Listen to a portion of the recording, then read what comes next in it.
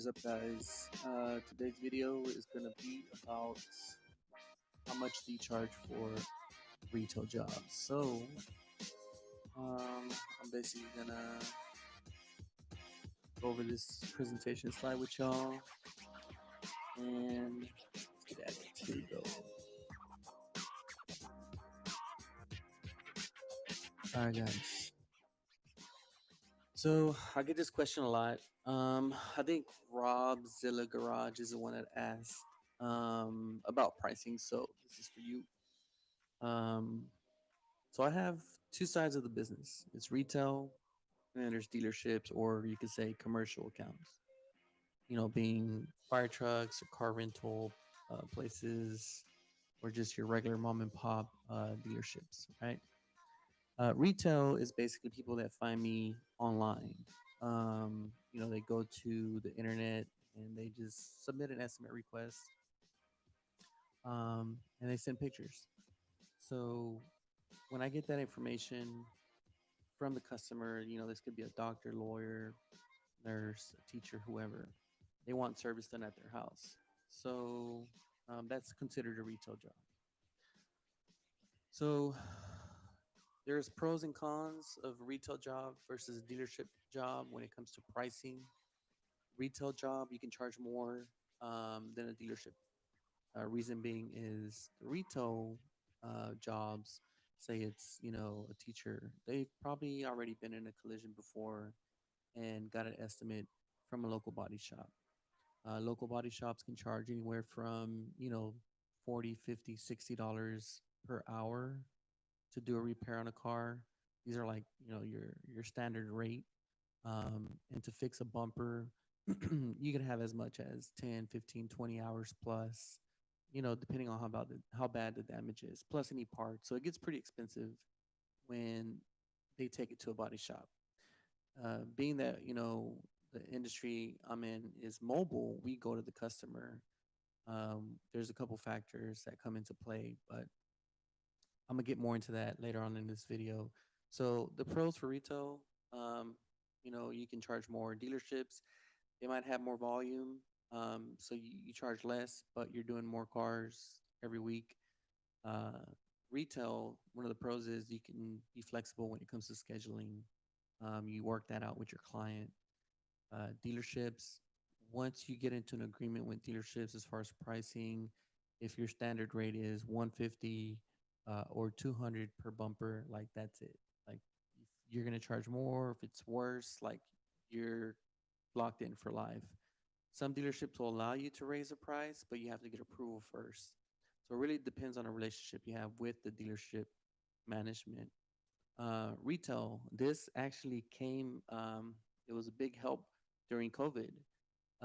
If you have a retail clientele list that you've built over the years, on average, if you maintain a client and they're happy, so you want to know what price is fair for a retail job.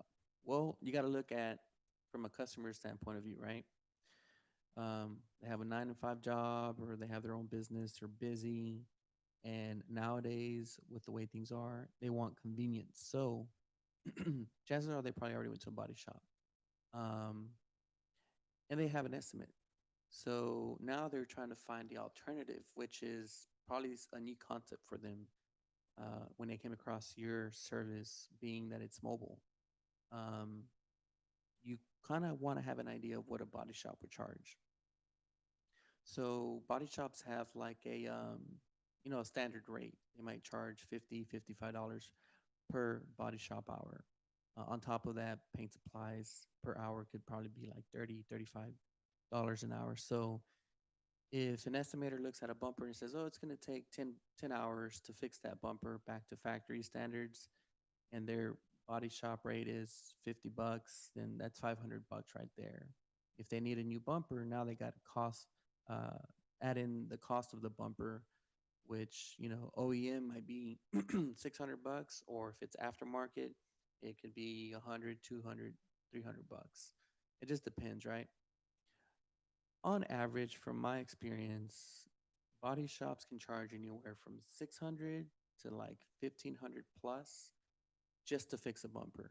and they're going to tell the customer, oh yeah, we got to take it off the car, paint it, put it back on. That's why we have 10 hours of labor, and they'll break it down. So when they're calling you, they're kind of thinking, well, let me save some money and not pay this much out. Maybe they have a high deductible or they don't. Um, Another point to look at is, what are your competitors charge for similar repair? I know a lot of people in the industry, so I kind of know what their prices are. I ask them, they tell me. We kind of go back and forth based on pictures and all that. But if you have that, you can ask around and say, hey, what would you charge for this right here? Or if you have a friend that works in the mobile paint and body, you could text them real quick and be like, hey, what would you charge for this? There's even some painters and body men that work at legit local body shops, but they work on the side, like, on the weekends at their house. You can ask them, hey, what would you charge to do a side job like this? To kind of get an idea.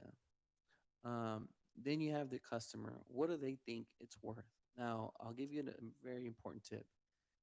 If they have a deductible, chances are that if it's something minor that needs to get fixed on their car and it's a little less than their deductible, they might end up getting the repair and pay out of pocket to a mobile service technician or a mobile painter, such as yourself, because they're not going to put it on their claim. They're going to save money. So it makes more sense to them to fix it out of pocket than to take it to a body shop, and the added convenience of you going to them. So think about that when you're pricing. And I have a scenario that we're going to go through here in a little bit. I'll show y'all about that.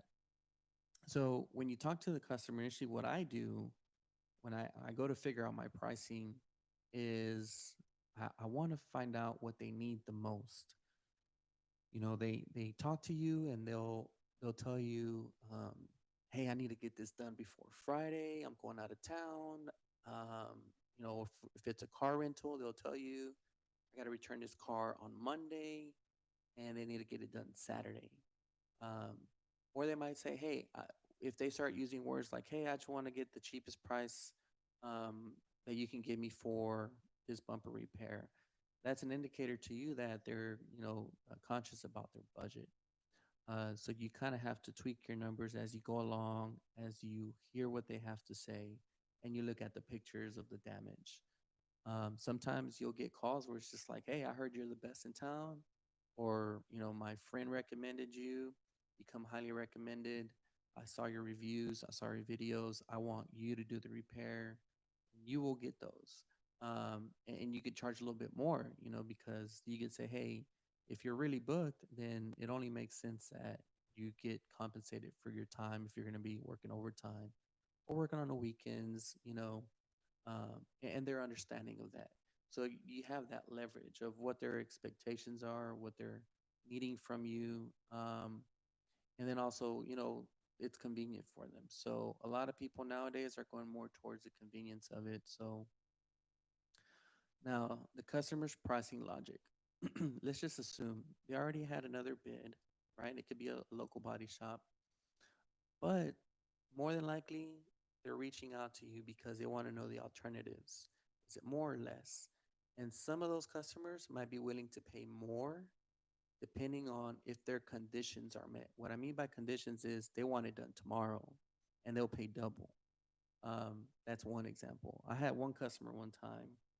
He had a fender and he was like, hey, I'm going out of town Friday and I want to get my truck fixed. It was a brand new truck, like literally just had less than, I don't know, 1,000 miles.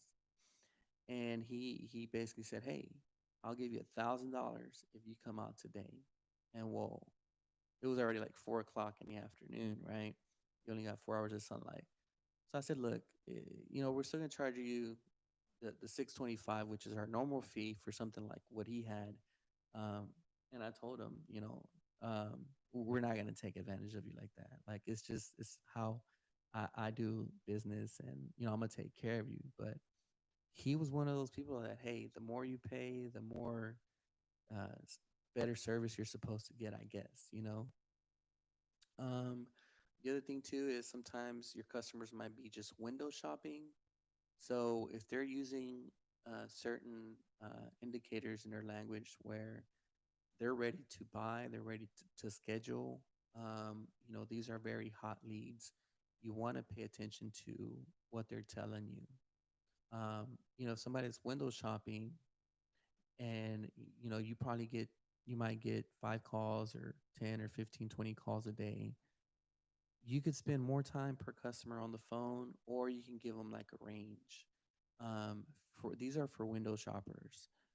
You could say, hey, it could be anywhere from you know 275 up to 325, depending on such and such, the color, where you live in town. And you just give them a range, right? Once they send you the pictures, once they let you know what part of town they live in, you can kind of decide and see where they're kind of leaning towards as far as like budget wise. Now, when it comes to dealerships, they might ask for lower pricing, and that's just because they're always going to say, hey, you do this for like 75 bucks, which I've had dealerships do that before. I'll get you all the work in the world, right? I'm going to get you like 20 cars a week, which is almost like never, the case. You might get 20 cars a week eventually, one week, but not like every week. So, what I usually tell dealerships, when I do a sales call and it's a brand new account, um, they'll say that, right? And I just say, hey, look, the way I have it set up is when a dealership does $5,000 or more in volume, then I can lower my prices to 175 or 200 bucks per bumper. But since we're starting off, I have to start you off at 225 or 250 per bumper. Some of them might not like it, but you're being honest, and a lot of dealerships can respect that, like the upfront honesty and transparency. So when you talk to the customers, just kind of hear them out and let them know what you can bring to the table. And they're going to kind of gauge the value that you're offering, convenience, get it done in one day versus what the price is, what the cost is going to be. So you want to position yourself uh, when it comes to offering the value, right? So once you understand exactly what they need, right? What do they care the most about? Is it getting it done like tomorrow, like this one guy that I told you about? Um, you kind of just walk them along and educate them on their buying decision. So, for example, if they want it done tomorrow, you can charge 625, right? Or if it's a guy that has a used truck and he still wants to get it done tomorrow, but he's like, I don't care what it looks like. I just don't want to spend a lot of money, and I want it to just be good enough so I can sell the truck. Those are different variables that kind of gauge how much you're going to charge. Okay, so um, now if you have clients that they have a brand new um, you know BMW or Mercedes, you're going to think about how to convince them that it's going to be a good choice if they go with your service, right? You want to sell yourself. So what I usually tell them is, look, we're mobile. We go to you. We do the same day repairs on site. You'll be able to drive your car, 2 hours after we finish with the repair. And usually they stay home or they leave the car at home and while they're at work, and you fix their car. They probably had a collision before, so it's not like they're going to take their car to a body shop and leave it there for a week or two, because they probably done that in the past and it's just a lot of work. Also, they don't need to get a rental, and they can choose to pay out of pocket versus filing a claim. Once a claim is opened on their insurance, like, it's going to stay on there. It's going to be in their history. So when it comes time to renew their policy, it's only going to increase their policy because now they have a history. And then also the other thing I kind of throw in there, if I kind of hear them thinking about the offer, like say I offered them to fix their bumper for 425. They're like, oh, okay, so what all is included? That's an indicator that they're interested in learning more how much more value you can bring for 425. If I were to say 625 and there's like dead silence where you hear, wow, or if they say, is that the best you can do? They're kind of on the fence. They're borderline on the fence. So you can say, look, the best we can do is 625, but I'm willing to do this for you. Put in a good word for us. We'll take care of you. I can do it for 475 or 525 or whatever, right? Don't go too low because then they're going to think, oh, well, he was trying to take advantage of me. You could go down by like maybe $50 or $100. Usually I go down by $50 and then they'll try to negotiate a little bit more and then I'll drop it down another $50. And that's if it's like a high ticket sell, like say, it's a $600 job or an $800 job. You'll get those kinds of jobs. And then also when you're talking to them, you want to remind them of the problem they have, right? And then you tell them exactly all your selling points. We go to you and get it done in a day. And we can do all this for you for 625. And then you let them speak. You hear them out, see what they say. The reason you remind them of the problem is because it kind of pulls on their emotions and they want to solve it, right? But then you offer them a solution to their problem and then you tie that number to it and they kind of feel like, well, I'm getting what I'm paying for, which is the solution. So here's an example, guys. Here's an easy repair for repair on a 2020 BMW X3 Series. Body shop estimate, I'm just gonna guess. Let's just say hypothetically it's $1,637. Now, what that includes is the tear down, the R&I, which is the taking the bumper off and putting it back on. That's what that means. Removing the sensors and the lights and then all that other stuff. That's why it comes out to so much. And that's what the body shop charges. But they have so much overhead. Your competitor being another local company that does what you do, they might charge $850. Now, your price, you're trying to determine, well, man, how much should I charge for this? If a person has a 2020 BMW X Series, they know it's an expensive repair. It's going to be an expensive car. So they're not going to, feel comfortable with somebody charging them $100 to fix this like new. They're going to be like, oh, what kind of materials are you using? Like, they're going to look at you like, do you even know what you're doing? But if you're charging, like, say, half of what you think that body shop estimate is, you know, um, $800, 900 bucks even. I would probably even charge like 900 bucks for this job here because I try to aim a little bit higher than what I feel they're gonna kind of go for. So it gives you room to negotiate down. So you start at 900, they might want to negotiate down to 800 or 700. But then the other thing to think about is what do you think their average deductible is? If it's $500, then you work your way up from $500. And this is for like a new car, guys. We're going to talk about an older model, but for this customer here, they got a brand new car. They want high quality. They want it done ASAP. So I just explained the repair process. They might ask me and say, hey, how would you fix this? And then I'll just basically tell them, hey, we'll heat up the bumper and pull the dent out, make sure we can get it as flush as possible without, adding, too much filler. The least amount of filler you have, the better repair it is. And, then we're going to sand it down, smooth it out, shoot primer, and then shoot base and clear. So it'll look like factory. Um, so when you explain the repair process to them, it's like you're educating them. They're getting a little bit more knowledge, and you're that person that just strips away the veil and tells them like it is. Some other body shops they might like put um, fear into them and say, oh well, you're gonna have to take the bumper off, and we don't know if it's damaged underneath or how bad it is. Um, if it's not that bad, it's cosmetic. Just be straightforward with them. They're just human beings, just like you and me, and they want real people to like talk to them and educate them.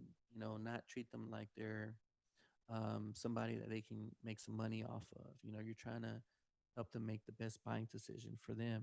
So here's the other scenario. is a 2006 Chevy Malibu. A body shop might charge them 695. One of your competitors, they might say 550.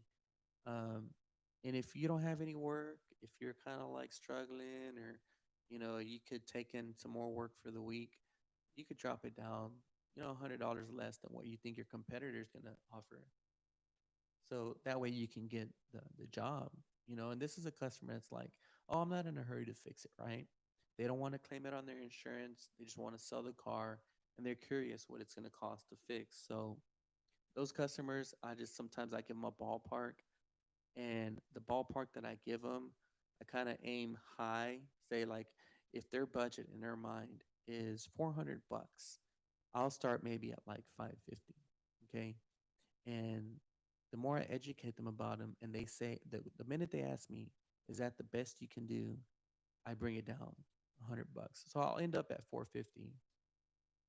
Now, this is just for like retail jobs, guys. I'm gonna make another video to talk about dealerships, and I'm gonna, do a whole different slide on dealerships. But if this helps you guys out, I want y'all to just, post some comments, and let me know what else y'all would like to know as far as pricing. So it's always good to have some pointers like this, when you're doing the pricing. And this is pretty much what how I price my jobs every day. And if y'all have anything else that y'all want me to talk about, just hit me up in the comments below. All right, peace out.